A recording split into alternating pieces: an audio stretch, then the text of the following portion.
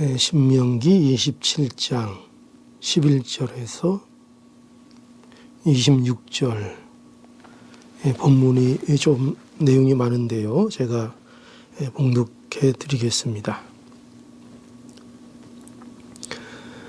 모세가 당일에 백성에게 명하여 가로되 너희가 요단을 건넌 후에 시므온과 레위와 유다와 이사갈과 요셉과 베냐민은 백성을 축복하기 위하여 그리심산에 서고 르벤과 갓과 아셀과 스브론과 단과 납달리는 저주하기 위하여 에벨산에 서고 레위 사람은 큰 소리로 이스라엘 모든 사람에게 말하여 이르기를 장색의 손으로 조각하였거나 부어 만든 우상은 여호와께 가증하니 그것을 만들어 은밀히 세우는 자는 저주를 받을 것이라 할 것이요 모든 백성은 응답하여 아멘 할지니라. 그 부모를 경홀히 여기는 자는 저주를 받을 것이라 할 것이요 모든 백성은 아멘 할지니라. 그 이웃의 지게표를 옮기는 자는 저주를 받을 것이라 할 것이요 모든 백성은 아멘 할지니라. 소경으로 길을 잃게 하는 자는 저주를 받을 것이라 할 것이요 모든 백성은 아멘 할지니라. 객이나 고아나 과부의 송사를 억울케 하는 자는 저주를 받을 것이라 할 것이요 모든 백성은 아멘 할지니라. 계모와 구합하는 자는 그 아비의 하체를 드러내었으니 저주를 받을 것이라 할 것이요 모든 백성은 아멘 할지니라. 무릇 짐승과 교합하는 자는 저주를 받을 것이라 할 것이요 모든 백성은 아멘 할지니라. 그 자매 곧 그 아비의 딸이나 어미의 딸과 구합하는 자는 저주를 받을 것이라 할 것이요 모든 백성은 아멘 할지니라. 장모와 구합하는 자는 저주를 받을 것이라 할 것이요 모든 백성은 아멘 할지니라. 그 이웃을 암살하는 자는 저주를 받을 것이라 할 것이요 모든 백성은 아멘 할지니라. 무죄자를 죽이려고 뇌물을 받는 자는 저주를 받을 것이라 할 것이요 모든 백성은 아멘 할지니라. 이 율법의 모든 말씀을 시행치 아니하는 자는 저주를 받을 것이라 할 것이요 모든 백성은 아멘 할지니라. 오늘은 신명기 27장 11절에서 26절의 말씀, 본문 말씀 가지고 에벨산에서 선포한 저주에 대해서 우리가 함께 말씀을 나누겠습니다. 그리스도인들의 삶과 그 율법은 절대적으로 뛰어놀 수 없는 그런 관계에 있습니다.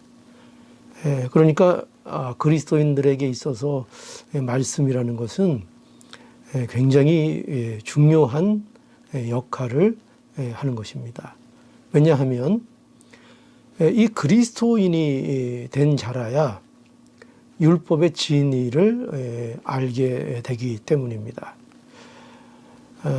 이 말은 무슨 얘기인가 하면은 율법이 가지고 있는 진정한 의미, 그것은 하나님의 뜻을 담고 있는 거죠. 하나님의 뜻을 바로 이해하고 알게 되는 것은 우리가 예수 그리스도를 알게 될 때에 그 그리스도 안에서 우리가 하나님의 뜻을 우리가 분명하게 또 밝히 보게 되고 그것을 통해서 우리는 그 율법이 가지고 있는 뭐라 그럴까요? 참된 의미를 알 수 있게 되는 것입니다. 그래서 그리스도인이 되면은 말씀이 이제 필요 없는 것이 아니라 그리스도인들이 되었기 때문에 우리가 이스라엘 백성들에게 적용을 하면 하나님의 백성이 되었기 때문에 율법이 그들에게 큰 의미를 가지는 것처럼 우리에게 있어서도 우리가 그리스도인이 되었기 때문에 이 하나님의 말씀을 우리가 소중히 여기고 또 그 말씀을 잘 기억하며 이제 순종하는 우리의 그 모습이 되어야 하는 것입니다. 여러분, 이런 비유가 어떨까요? 어린 아이들은 그 잔소리를 싫어합니다. 자녀들이 부모의 사랑을 잘 모르면 부모의 말은 어떻게 보면 그저 잔소리에 지나지 않습니다. 그러나 이 아이가 성장하고 또 아이가 좀 철이 들게 되면 이제 부모의 사랑을 깨닫게 되면서 우리는 그 부모의 말이 얼마나 소중한 것인가 하는 것을 알게 됩니다. 그러니까 그 잔소리는 사실 사랑에서 나오는 말이었던 것을 이제 어느 정도 알게 되고요. 그리고 자신에게 이렇게 잔소리를 해줄 수 있는 부모님이 계시다는 거, 또 있었다는 거, 이것이 얼마나 다른 것으로는 대처할 수 없는 복이었는가 하는 것을 이제 철이 든 후에야 좀 어느 정도 알게 되는 것입니다. 그래서 그리스도인이 되는 것도 이와 같다고 볼 수 있습니다. 그리스도인이 된다는 것은 이 율법의 의미를 그런 의미에서 이제 알게 되는 것입니다. 여기에 이제 불신자와 신자의 극명한 차이가 여기에 있는 겁니다. 율법 불신자에게서는 이 율법, 하나님의 말씀이 그들과 아무런 상관이 없는 거예요. 그렇지 않습니까? 그래서 율법은 그들이 볼 때에 그저 어떤 하나의 규칙으로 밖에는 보이지 않고 무엇을 규제하는 법 이상의 의미를 갖지 않습니다. 그렇기 때문에 이 율법을 대할 때에 지루하죠. 율법을 대하면 지루하고 그것을 보면은 그저 딱딱한 문자로밖에는 그것이 보여지지 않습니다. 그러나 그리스도인이 되면 달라집니다. 그리스도인이 된다는 것은 하나님을 알게 되는 거죠. 또 그 하나님의 사랑이 어떤가를 그리스도인이 된다는 것은 이제 아는 자가 된다는 것입니다. 그렇기 때문에 그의 말씀이 바로 율법이고 하나님의 말씀인데 그 하나님의 말씀이 그저 규칙으로만 어떤 딱딱한 문자로만 다가오는 것이 아니라 그것이 하나님의 사랑을 나타내는 것이고 하나님의 뜻을 나타내는 것이고 그래서 그 말씀 속에서 참으로 그 자녀를 사랑하시는 하나님의 풍성하신 사랑을 또 그 지혜를 우리가 이제 말씀을 통해서 보게 되는 거죠. 그러니까 이것이 바로 그리스도인이 된 자들이 하나님의 말씀을 대할 때 가지게 되는 마음이고 태도인 것입니다. 오늘 이 본문을 보면은요.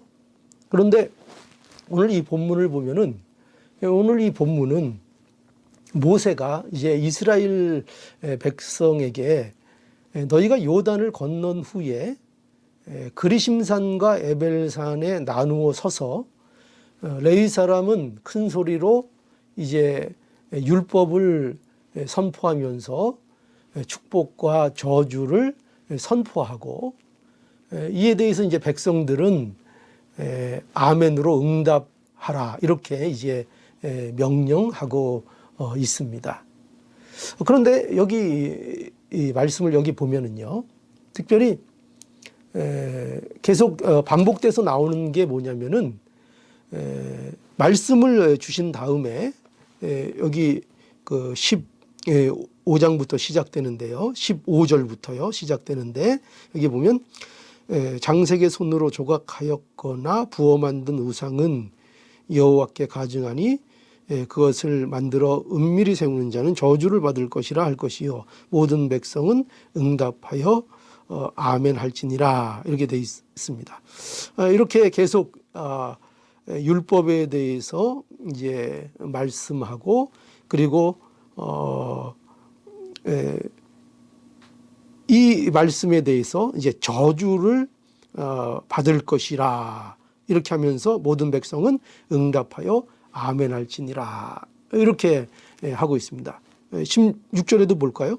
그 부모를 경효히 여기는 자는 여기 저주를 받을 것이라 할 것이요 모든 백성은 아멘 할지니라 해서 이렇게 계속 이제 반복해서 저주를 받을 것이라 하면 모든 백성은 이 말에 대하여 응답해서 아멘 이렇게 하라고 이제 명령하고 있습니다. 여기 보면은 좀 이상한 것은 우리 생각은 축복의 말이 많으면 좋을 것 같은데 축복보다는 저주에 초점을 맞추고 있다는 것을 발견하게 되죠. 여기 모든 것이 저주를 받을 것이라 이렇게 반복되고 거기에 대해서 아멘으로 응답하도록 이제 말씀하고 있습니다. 이러한 그 저주를 선포하는 하라는 말씀의 메시지는 이스라엘 백성들에게 있어서 굉장히 매우 현실적인 경고의 방법입니다.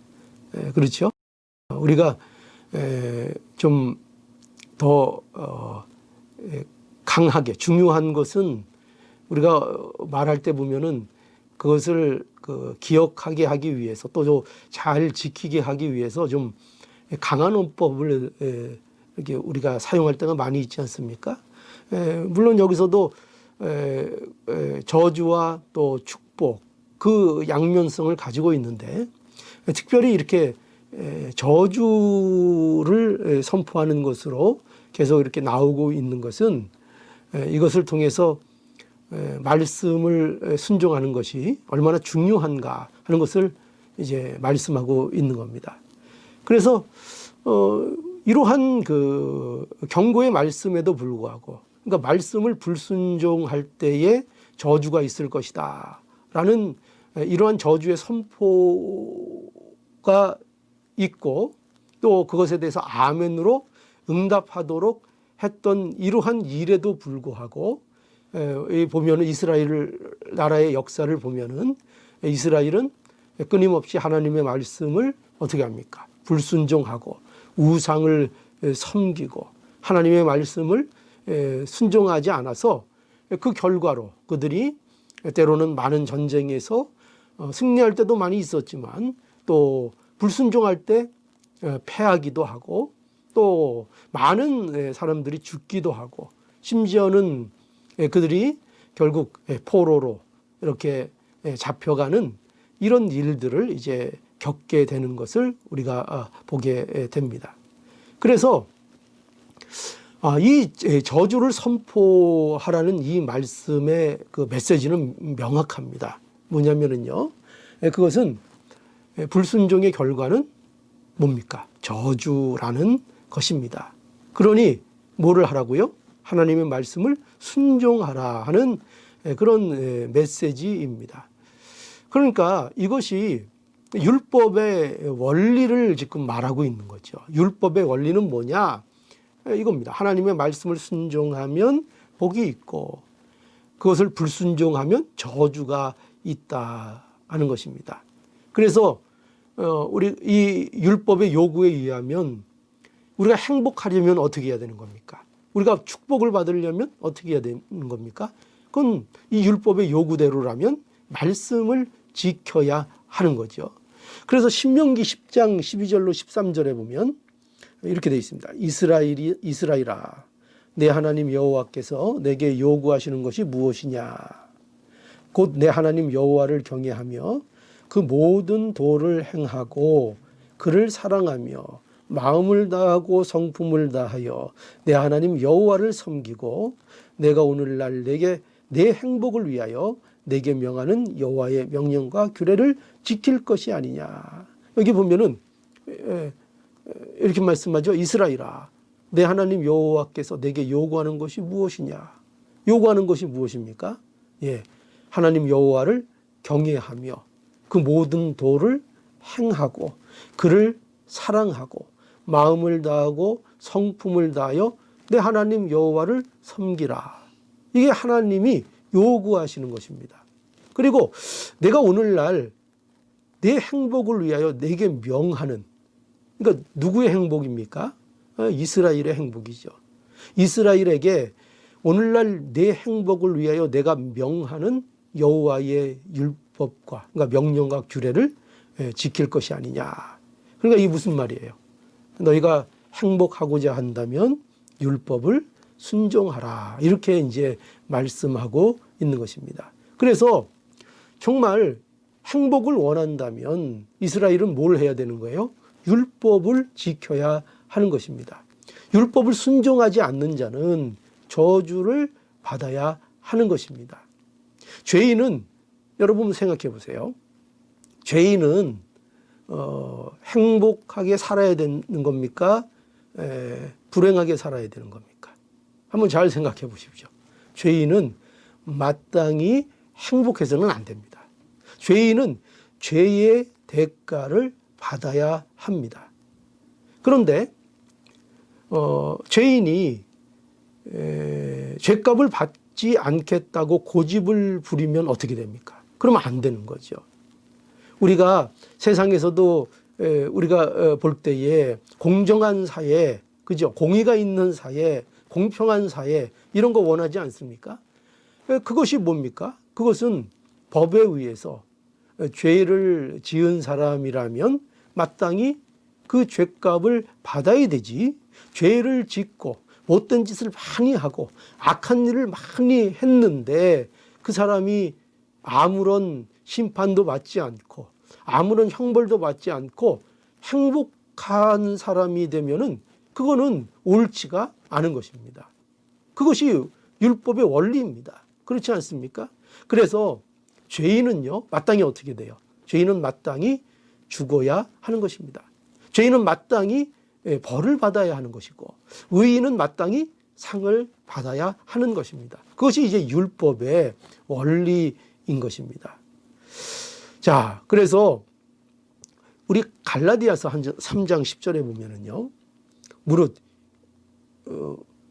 갈라디아서 3장 10절, 무릇 율법 행위에 속한 자들은 저주 아래 있나니 기록된 바 누구든지 율법책에 기록된 대로 온갖 일을 항상 행하지 않는 자는 저주 아래 있는 자라 하였음이니라.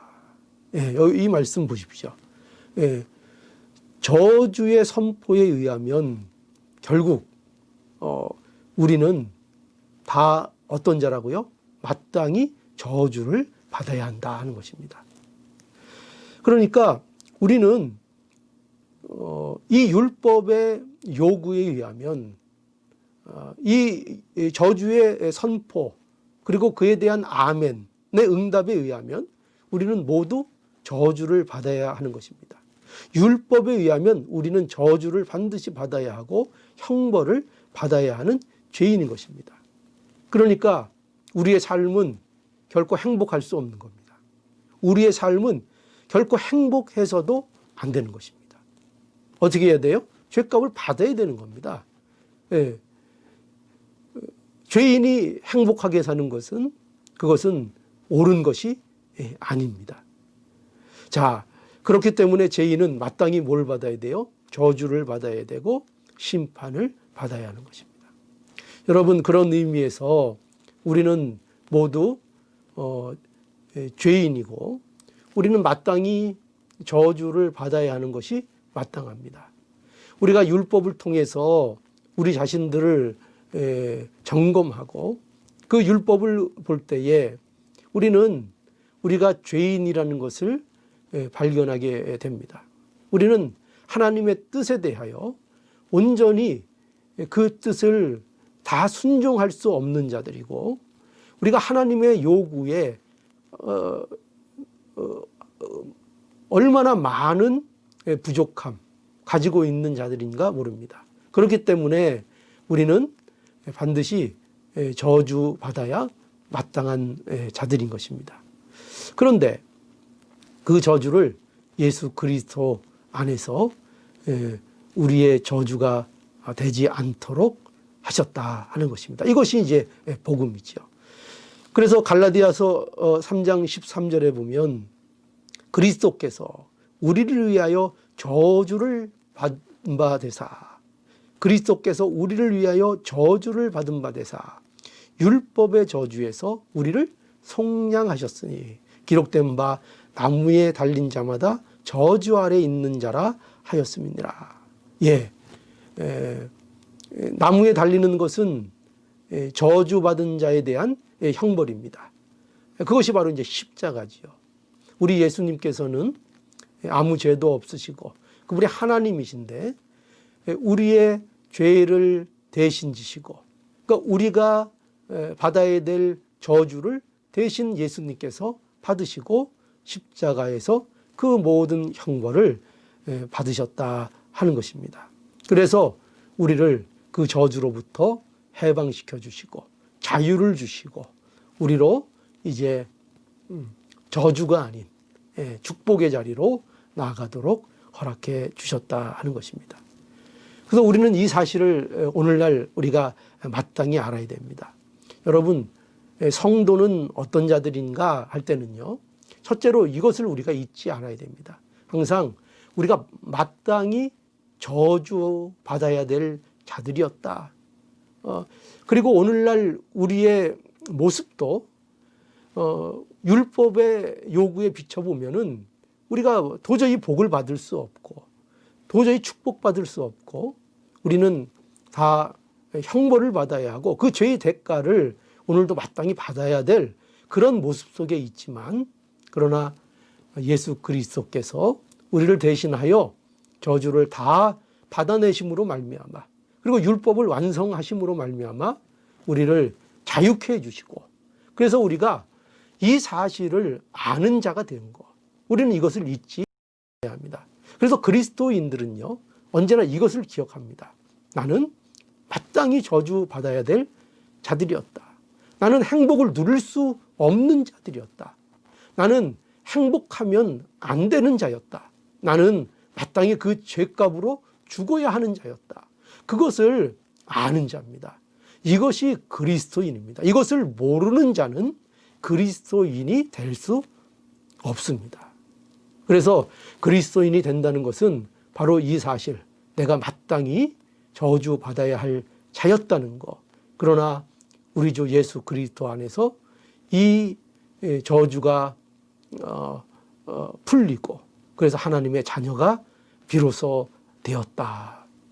이것을 우리가 분명히 알아야 할 것입니다. 그래서 우리는 오늘날 어떻게 또 살아야 됩니까?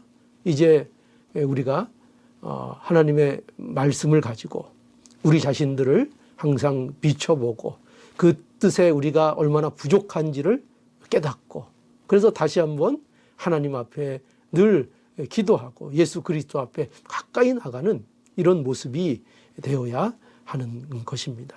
이것이 그리스도인들의 모습인 거죠. 그래서 그리스도인들은 언제나 이 말씀을 떠나서는 살 수가 없는 겁니다. 고린도후서 1장 20절에 보니까 하나님의 약속은 얼마든지 그리스도 안에서 예가 되니 이랬습니다. 하나님의 약속은 얼마든지 누구 안에서 예가 된다고요? 그리스도 안에서 예가 되니 그런즉 그로 말미암아 우리가 아멘하여 하나님께 영광을 돌리게 되느니라. 우리는 어떻게 우리의 인생 속에서 하나님 앞에 영광을 돌릴 수 있는가? 예수 그리스도 안에서 아멘함으로 하나님 앞에 영광을 돌릴 수 있는 것입니다.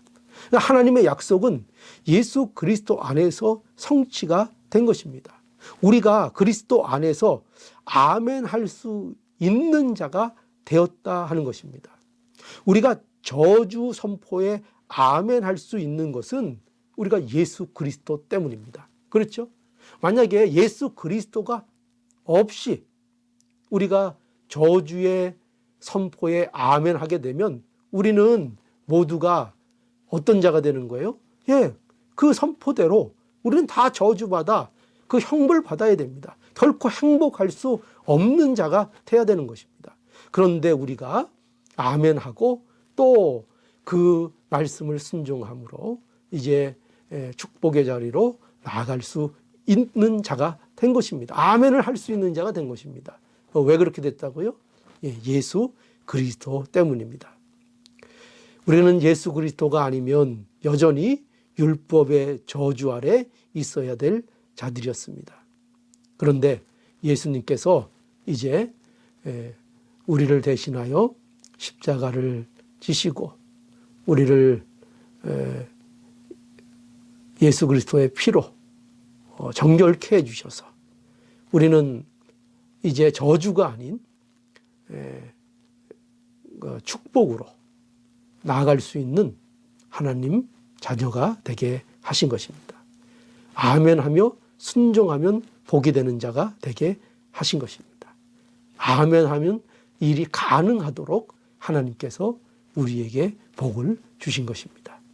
이것을 우리가 오늘도 하나님의 말씀을 대할 때마다 우리가 기억하고 떠올려야 하겠습니다.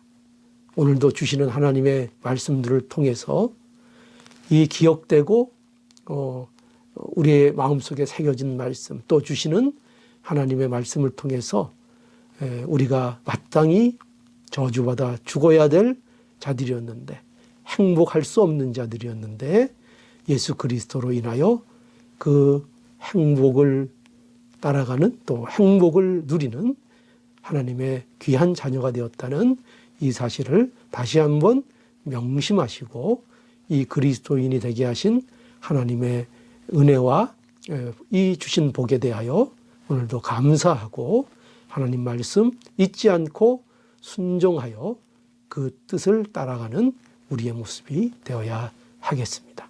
기도하겠습니다. 거룩하신 하나님, 은혜와 사랑을 감사합니다. 오늘도 주시는 하나님의 말씀을 기억하며 그 말씀을 사랑으로 받고 순종할 수 있는 우리의 마음이 되기를 하나님 아버지 앞에 간절히 원합니다. 하나님께서 우리에게 말씀을 주시는 것은 우리가 하나님의 자녀가 된 까닭이요, 그 말씀을 통해서 우리가 얼마나 복된 자로 부름을 받았는지 확인할 수 있기 때문인 것을 우리가 또한 말씀을 통해서 듣고 확인하고 있습니다. 아버지 하나님, 이 하나님의 말씀을 항상 기억하는 자들이 되게 해주시고 말씀을 순종함으로 예수 그리스도 안에서 우리의 삶이 아멘이 되게 하신 그 놀라운 은혜와 축복을 누리게 하여 주시옵소서. 이 자리에 참여하고 있는, 이 기도 시간에 참여하고 있는 많은 하나님의 자녀들에게 은혜와 복을 주시고 이 어려운 때를 또 말씀으로 인하여 이겨나가는 아름다운 삶이 되게 하여 주시옵소서. 예수님의 이름으로 기도하옵나이다. 아멘.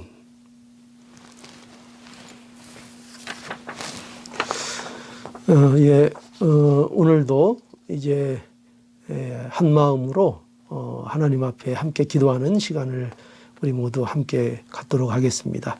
특별히 이번 주간 주명자 권사님 가정을 위해서 기도해 주시고요.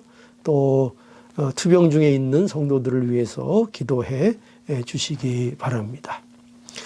우리가 지난주부터 공여 예배를 이제 점차 시작하고 있습니다.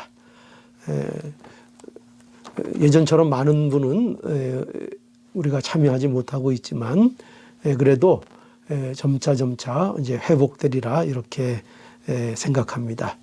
예배를 위해서 기도해 주시고요. 아직 본 예배에 참여하지 못하시는 분들도 공예배의 회복을 위해서 항상 한 마음으로 기도해 주시기를 간절히 바랍니다.